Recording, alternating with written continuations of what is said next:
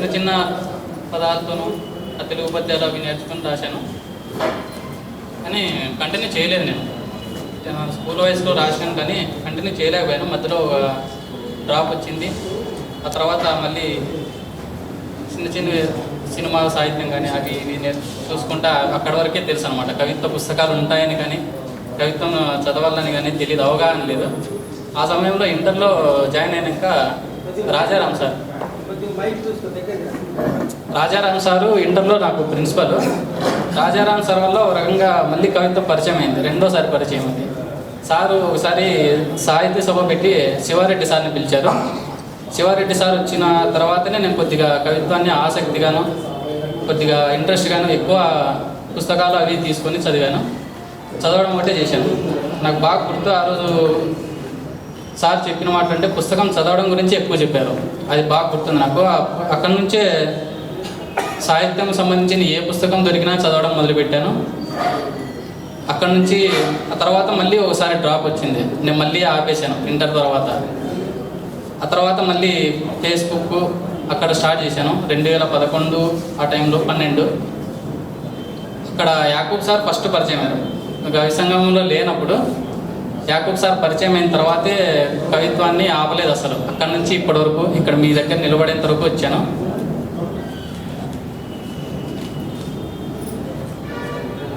ఈ మధ్య రాసిన వాటిలో అంటే గత ఏడాది ఒకటి రాసుకున్నాను నేను, అది చదువుతాను ఒకటి.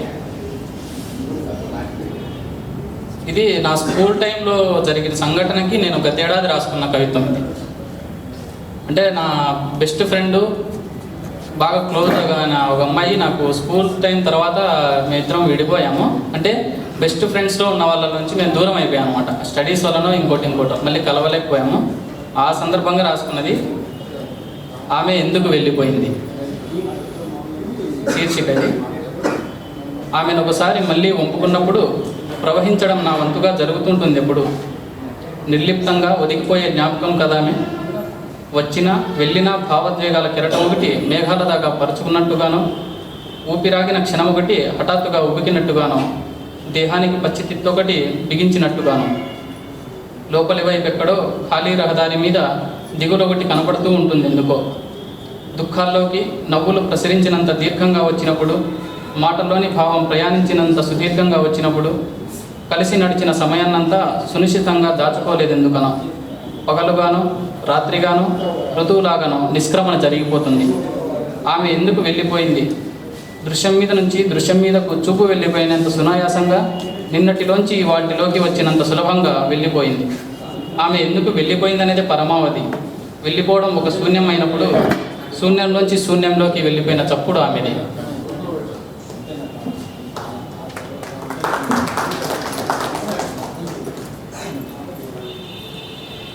కవి సంగమం వచ్చిన తర్వాత చదవడం కంటే నేర్చుకోవడం ఎక్కువ జరిగింది నా విషయంలో. కవి సంగమం మొదలుపెట్టిన తర్వాత వారంలో ప్రతిరోజు ఒక శీర్షిక, అప్పుడప్పుడు ఇతర శీర్షికలు కూడా చాలా నేర్చుకున్నాను నేను.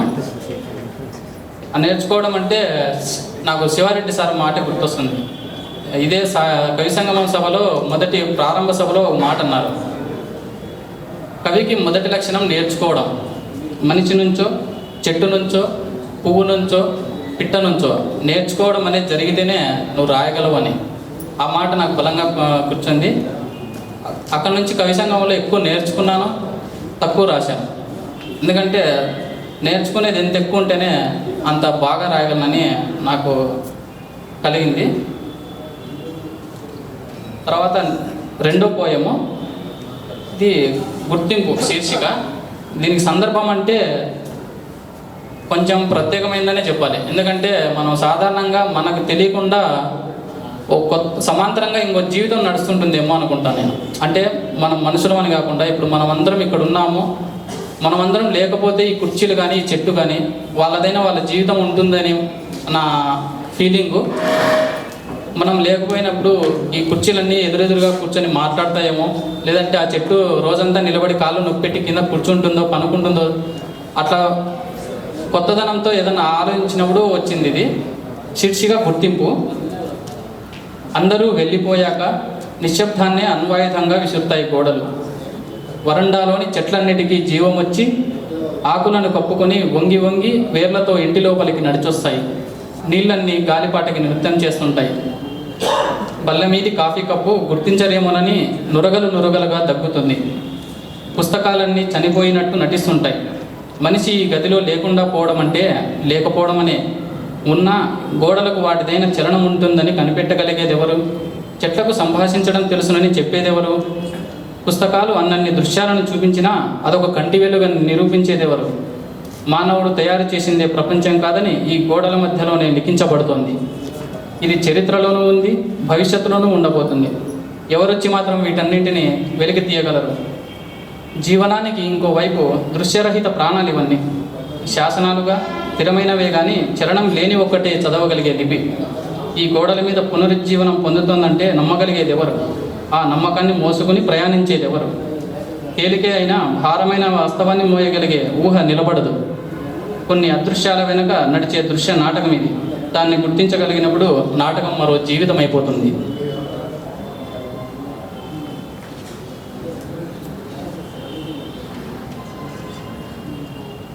నెక్స్ట్ పోయము ఇది చిన్నదే, సీతాకోక చిలుకని. ఈ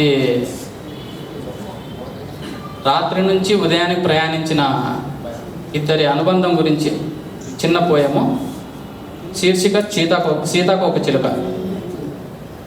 ఒక ఉదయాన్ని నువ్వు నేను తెరిచినప్పుడు సీతాకోక చిలుక రంగుల్ని నీ బుగ్గల మీద వదిలి ఖాళీ రెక్కలతో పారిపోతుంది. గది మూలలో మేఘం లేకపోయినా చినుకులు ఇంకా బతికే ఉంటాయి.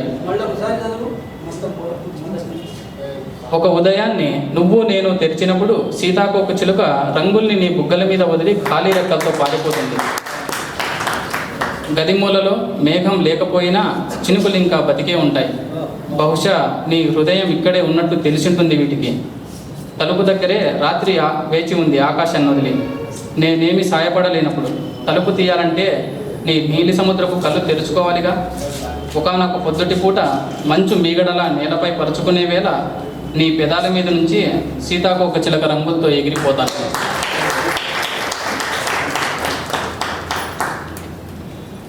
చివరి పోయము నేను కవి సంగమంలో కూడా పోస్ట్ చేయలేదు, ప్రత్యేకంగా ఇక్కడ చదవడం కోసమనే రాసుకున్నాను. కొత్తది. ఒక రకంగా నేను చాలాసార్లు ఆన్లైన్లో చాలామంది చెప్పే ఉంటాను. నేను ఎక్కువగా గౌరవించేది సాహిత్యాన్ని ఆగిపోయిన తర్వాత మళ్ళీ పరిచయం చేసిన రాజారాం సార్ని. తర్వాత కవి సంగమంలో ముందు నుంచి కూడా ఎంకరేజ్ చేస్తూ, కొత్త వాళ్ళని ఎంకరేజ్ చేస్తూ, సరిగా రాలేదంటే దానికి సంబంధించి వివరణలు, ఏదైనా ఆర్టికల్స్ అవన్నీ ఎప్పటికంటే అప్పుడు పోస్ట్ పెడుతూ ఎంకరేజ్ చేసిన యాకూబ్ సారు. తర్వాత నేను ఎక్కువగా చదివే శివారెడ్డి సారు. అంటే ఆయన రాజారాం సార్ పరిచయం చేసిన తర్వాత సార్ గాథ కానీ మోహన కానీ అవి పుస్తకాలు తీసుకున్నాను నేను. అప్పుడప్పుడే కొత్తగా కవిత్వ పుస్తకాలు తీసుకొని చదవడం కూడా. అక్కడి నుంచి నాకు శివారెడ్డి సార్ అంటే చాలా ఇష్టము. ఈ ముగ్గురు నాకు గురువులుగానే ఎప్పుడు చెప్పుకుంటుంటాను ఒక రకంగా. ఎందుకంటే నేను వేరే ఎక్కడా కూడా ఎవరితోనూ చర్చించింది లేదు, సాహిత్యం గురించి ఎవరి దగ్గర డిస్కషన్ కూడా చేయను నేను. అందుకే వీళ్ళ ముగ్గురు గురువులుగా చెప్పుకుంటాను.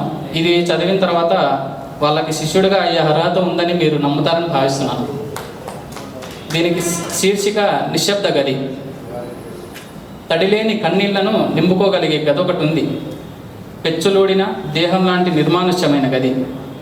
ఎవ్వరూ లేనప్పుడు తోనీగా చప్పులను మింగేసే నిశ్శబ్ద గది. ఏ శూన్య సంద్రంలోంచో మంద్రమైన వెలుతురు అందులోకి ప్రసరించింది. ఇప్పుడు ఆ గదికి రెక్కలు వచ్చాయి, అయినా ఎగరడం లేదు. నేలపై జారగిలబడి అనూహ్యమైన శక్తితో పాకుతోంది. పిట్టగోడ మీద నుంచి పాకుతున్న తీగల గోడను పట్టుకొని వేలాడుతోంది. చివరంచు దాకా ఎగరగలిగింది, కానీ అటు పక్కకు దూకడం లేదు. శక్తి అంతా దృశ్యరహిత ఆకర్షణకు కూలబడిపోతోంది. చేతిలో ఏ ఆయుధము లేకపోవడంతో నిండైన ప్రోత్సాహం కోసం తనని తానే తవ్వుకుంటోంది. ఆ గదికి ఇప్పుడు ఒక పద్యం కావాలి. రాతి బండ కింద ఊరుతున్న తేమ లాంటి పద్యము, ఊరి మధ్యలో నిటారుగా నిలబడ్డ చెట్టు లాంటి పద్యము, నగరానికి అవతల విసిరేయబడ్డ మనిషి లాంటి పద్యము, రాజ్యం తుపాకీకి ఎదురుగా ఎక్కుపెట్టిన తూట లాంటి పద్యము, సంఘం నెత్తిన పిడికిలతో బలంగా మోదగలిగే పద్యము కావాలి. సమాజాన్ని వరదలా ముంచెత్తి ఆ గదిలో నింపగలిగే పద్యం కావాలి. ఆకాశాన్ని చుట్టి గూట్లో భద్రపరిచే పద్యం కావాలి. సముద్రాన్ని కిటికీ అద్దంలా నిర్మించే పద్యం కావాలి. మొత్తం మట్టిని నింపుకున్న అవతారం ఎత్తాలి. ఆ పద్యమే మట్టి అనిపించేంత కొత్త రూపం అవ్వాలి. పద్యానికి మట్టిని అద్దడం కాదు, మట్టిలోంచి వచ్చిన మధురమైన పద్యం కావాలి. మట్టి లాంటి ఆ మధురమైన పద్యం ఆ గదిని మింగేయాలి. మట్టి లేకుంటే గది గది కాదు, పద్యం పద్యమే కాదు. మట్టి లాంటి పద్యం ఎప్పుడైనా గది అవుతుంది, మట్టి లాంటి గది ఎప్పుడైనా పద్యం అవుతుంది. వెళ్ళండి, మట్టి మాట్లాడిన పద్యం ఆ గదిలో ఉందేమో వెతకండి. మట్టి కిందే పద్యం పడుకొని ఉండగలదు. నిలదీయండి ఆ పద్యాన్ని ఇంకో గదిలాంటి పద్యం చెప్పమని. నిలదీయండి ఆ పద్యాన్ని ఇంకో గదిలాంటి పద్యం చెప్పమని. అది ఈ దశాబ్దాన్ని శాసించే పద్యం అవ్వాలని.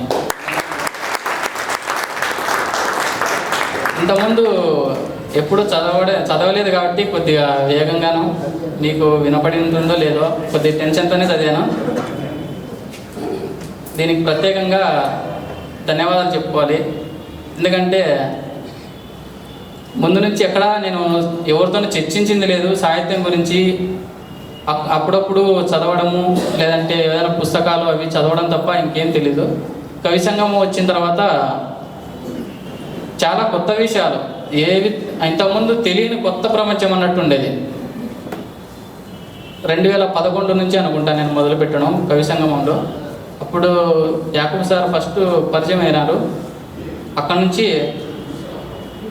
ఫస్ట్లో రాసిండేది నేను ఇప్పుడు చూసుకున్నా కూడా పెద్దగా నచ్చేది కాదు. ఇప్పుడు రాసుకున్నది చూస్తే నాకే గర్వంగా ఉంది, అంత బాగా రాశానని. దీనికి ప్రత్యేకంగా యాకూబ్ సార్కి ధన్యవాదాలు చెప్పుకుంటూ సెలవు తీసుకుంటాను.